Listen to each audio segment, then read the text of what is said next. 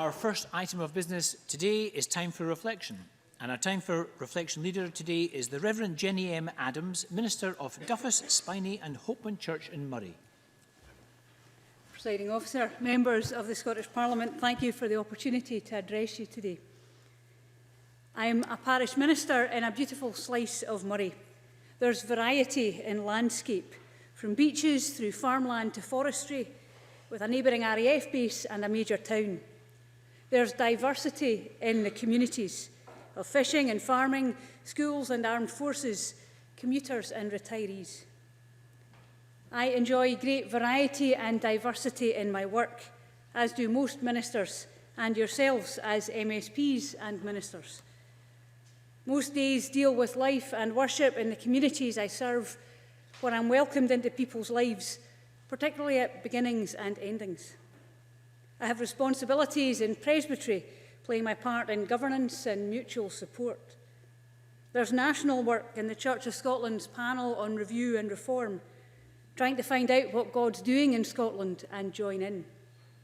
So there's great variety and diversity in people, contexts and timescales, and a fair number of meetings. And that may sound familiar, and you have a lot more folk to worry about. The variety and diversity are great. It's a privilege to be invited into people's lives and to help when we can. But there are challenges of time and priorities. Who can we give time to in a full diary?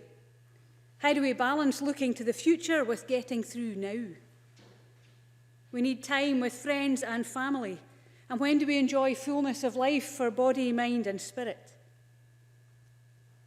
Sometimes it can be helpful to reflect on why we're doing what we're doing. I would talk of that as calling. You could think of motivation. You may or may not give God a place in your vocation.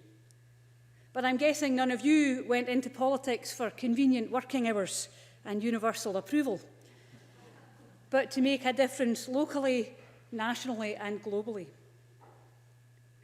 When we do what we're drawn to, serving those we're called to serve, and sharing our lives we're given to live and work with, then even the difficult days can also bring fulfilment.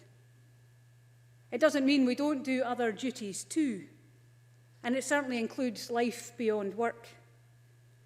But reconnecting with why can guide how we deal with the great variety and diversity of people and tasks life and work bring us. May your calling bring you fulfilment and make Scotland a better place for all.